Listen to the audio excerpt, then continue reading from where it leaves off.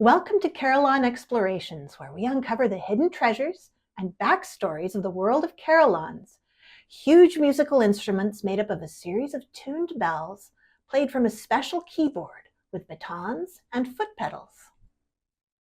Our visit today takes us to Antwerp, Belgium, whose historic carillon in the city's tall cathedral tower is a symbol of the prosperity that defined this Flemish city at the peak of its influence.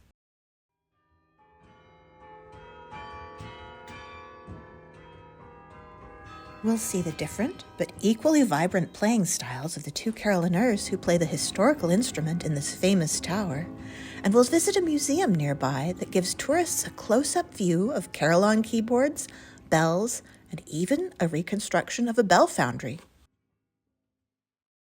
When you hear the carillon of the Cathedral of Our Lady from the plazas below, you might find yourself humming along to a Disney tune, or your thoughts may drift into an intricate web of Baroque melodies.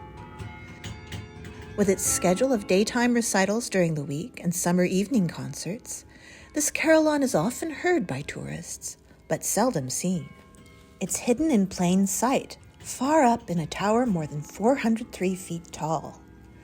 This tower, finished in 1518, was built to impress, and still today is the tallest historical tower in the Low Countries. It was supposed to have been just one of two towers of the cathedral, but this plan eventually had to be scaled back. Only the north tower was completed. This tower was intended to be used for church functions, with the swinging bells and church carillon. Construction on the south tower, which would have housed the clockwork and the bells used for city functions, had to be abandoned. Even the wealth of a city of commerce could only stretch so far in an unpredictable world. For this reason, the North Tower once held two complete carillons, one for the city and one below that was played for the church. After the Second World War, bells from the church carillon were loaned to other churches in need of bells. Later, they were collected again, and 24 bells from the Antwerp Cathedral's church carillon were installed in 1960 in the rebuilt tower of St. Catherine's Church in the Flemish city of Hoogstraten. At Antwerp's Cathedral Tower, getting to the carillon and its playing cabin involves a climb of 485 steps, many of them winding up a spiral that narrows as you go up. Beneath the gigantic clock faces, you can see the entire city.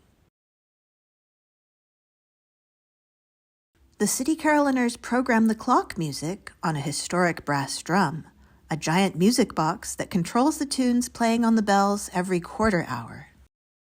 Nested within the chamber that houses the carillon bells, above the big bells and below the smaller ones, is the cabin from which carillonneurs play this instrument. The wires extending from the batons and pedals allow a musician to pull the clappers to strike these bells, giving room for wide variances in musical style and interpretation. Let's listen carefully as the two city carillonneurs, Lisbeth Janssens and Koen van Asche, play the Antwerp Cathedral Carillon in their own styles. Can you recognize these pieces? And can you hear the differences between the players?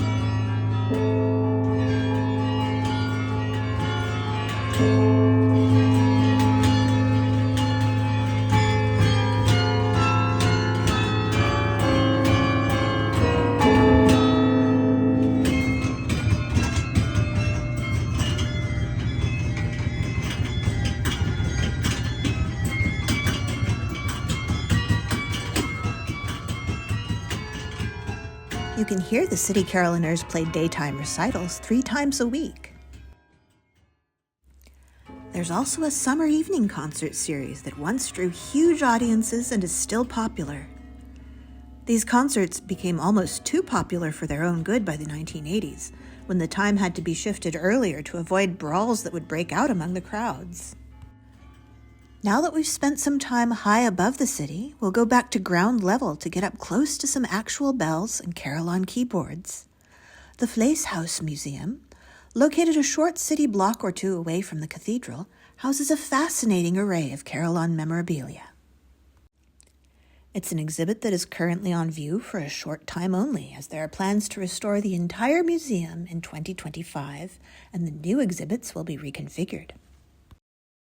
Among the important bells in the existing Carillon exhibit, you can see the oldest bell that used to hang in Antwerp's cathedral tower. The bell named Horrida, from the Latin horrida, meaning horrible, was cast in 1316. It hung in the tower from the 15th century until 1930. In the museum, there are scale models of the frames on which carillons are hung, including one that shows how the carillon bells of the tower are arrayed today. The antique Carillon keyboards here aren't precisely the same as the modernized ones with standard baton and pedal measurements, but they give you an idea of the overall dimensions and operation of the keyboards carillonneurs have been playing on for centuries. In the basement of the Vleeshuis, whose name indicates that it used to be a guild hall where meat was sold, you will see the process of how bells were made. Here we see a reconstruction of the last Belgian bell-making company, the foundry of the Sergees family. You can see the process of forming bell molds with many methods that are still used today. There's also a section showing the way bronze was poured to make the bells.